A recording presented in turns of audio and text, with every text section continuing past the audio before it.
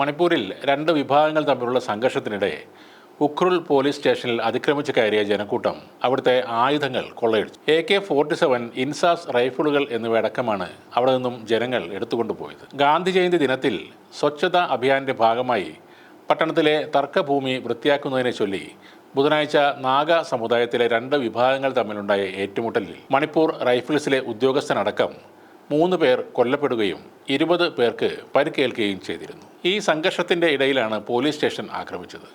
നഗരത്തിൽ നിരോധനാജ്ഞ ഏർപ്പെടുത്തുകയും മൊബൈൽ ഇൻ്റർനെറ്റ് സേവനങ്ങൾ ഇപ്പോൾ താൽക്കാലികമായി നിർത്തിവെക്കുകയും ചെയ്തിട്ടുണ്ട്. കൊള്ളയടിച്ച ആയുധങ്ങളുടെ എണ്ണം ഇതുവരെ കൃത്യമായി കണക്കാക്കിയിട്ടില്ല. കുക്കി മെയ്തേയ് വംശീയ സംഘർഷം രൂക്ഷമായ സംസ്ഥാനത്തെ വിവിധ പോലീസ് സ്റ്റേഷനുകളിൽ നിന്ന് നേരത്തെയും ഇങ്ങനെ ആയുധങ്ങൾ കൊള്ളയടിച്ചിരുന്നു. നാഗ ഭൂരിപക്ഷ പ്രദേശത്ത് ഇതാദ്യമായാണ് പോലീസ് സ്റ്റേഷന് നേരെയുള്ള ഒരു ആക്രമണം ഉണ്ടാകുന്നത്. അസം റൈഫിൾസ് ക്യാമ്പിൽ നിന്ന് ഏതാനും മീറ്റർ അകലെയാണ് ഉഖ്രുൽ പോലീസ് സ്റ്റേഷൻ നിലകൊള്ളുന്നത്. ബുധനാഴ്ച സംഘർഷത്തിൽ ഗുരുതരമായി പരിക്കേറ്റവരിൽ 10 പേർ ഇംഫാലിലെ ആശുപത്രിയിലും മറ്റുള്ളവർ ഉഖ്രുൽ ജില്ലാ ആശുപത്രിയിലും ചികിത്സയിലാണെന്ന് പോലീസ് പറയുന്നു. നേരത്തെ ആയുധധാരികളായ കുക്കികൾ തട്ടിക്കൊണ്ടുപോയ 2 മെയ്തേയ് യുവാക്കളെ ഒരാഴ്ചയ്ക്ക് ശേഷം സുരക്ഷിതരായി വിട്ടയച്ചിരുന്നു. ഒയ്നാം തോയ്തോയ് സിംഗ്, തോയ്തോയ്ബ സിംഗ് എന്നിവരെയാണ് വ്യാഴാഴ്ച രാവിലെ 5 മണിയോടെ കാങ്പോക് ജില്ലാ പോലീസ് സൂപ്രണ്ടിന് കൈമാറിയത്. പോലീസിന്റെയും അസം റൈഫിൾ സംഘത്തിന്റെയും അകമ്പടിയിൽ ഇരുവരെയും ഇംഫാലിൽ എത്തിക്കുകയും ചെയ്തു. പിന്നീട് ഈ യുവാക്കളെ അവരുടെ കുടുംബങ്ങൾക്കൊപ്പം വിട്ടയച്ചു. സെപ്റ്റംബർ 27-ന് സ്റ്റാഫ് സെലക്ഷൻ കമ്മീഷൻ റിക്രൂട്ട്മെന്റിന് പോയ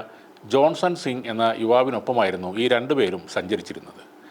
എന്നാൽ വഴിതെറ്റി കുക്കികൾക്ക് മേധാവിത്വമുള്ള സ്ഥലത്ത് എത്തിയ ഇവരെ ഒരു സായുധ സംഘം തട്ടിക്കൊണ്ടുപോവുകയായിരുന്നു. ജോൺസണെ സൈന്യം രക്ഷിച്ചു. ഇരുവരുടെയും ജീവന് ഭീഷണിയില്ലാതിരിക്കാൻ കേന്ദ്ര സംസ്ഥാന സർക്കാരുകൾ നിരവധി തവണ ചർച്ചകൾ നടത്തുകയും ചെയ്തിരുന്നു. അതേസമയം ഇംഫാലിന് സമീപമുള്ള സജീവ ജയിലിൽ നിന്ന് കുക്കി വിഭാഗത്തിൽപ്പെട്ട 11 വിചാരണ തടവുകാരെ വിട്ടയച്ച് 3 മണിക്കൂറിനുള്ളിലാണ് ഈ 2 മെയ്തേയ് യുവാക്കൾക്ക് മോചനം ലഭിച്ചത്. ഇവരെ വിട്ടയക്കണമെന്ന് കുക്കികൾ നേരത്തെ ആവശ്യപ്പെട്ടു. 11 പേർക്കും 1 മാസം മുമ്പ് ജാമ്യം കിട്ടിയിരുന്നുവെങ്കിലും ആവശ്യമായ അകമ്പടി സൗകര്യങ്ങൾ ഇല്ലാത്തതുകൊണ്ടാണ് മോചനം വൈകിയത് എന്നാണ് പോലീസ് പറയുന്നത്. മണിപ്പൂരിലെ കലാപം കെട്ടടങ്ങുന്നില്ല എന്ന് തന്നെയാണ് ഇത്തരം വാർത്തകൾ നമ്മളോട് വിളിച്ചു പറയുന്നത്. അവിടുത്തെ കലാപ അന്തരീക്ഷം ശാന്തമാക്കാൻ കേന്ദ്രത്തിൻ്റെയോ സംസ്ഥാനം ഭരിക്കുന്ന സർക്കാരിൻ്റെയോ ഭാഗത്തു നിന്നും യാതൊരുവിധ നീക്കങ്ങളും ഉണ്ടാകുന്നുമില്ല. രാജ്യത്ത് ഈയിടെ ഏറ്റവും വലിയ വിവാദമായി മാറിയ ഒരു സംഭവമാണ് മണിപ്പൂർ കലാപം. ഒരു കാലത്ത് സമൂഹത്തിൻ്റെ കാവൽക്കാർ എന്നറിയപ്പെട്ട മദ്യപാനത്തിനെതിരായും മയക്കുമരുന്നിനെതിരെയും പോരാടിയവരാണ് മണിപ്പൂരിലെ മെയ്തേയ് വനിതകൾ. എന്നാൽ ഇന്ന് കലാപ നിയന്ത്രണ ശ്രമത്തിന് പോലും തടസ്സമായി നിൽക്കുന്നതും അവർ തന്നെയാണ്.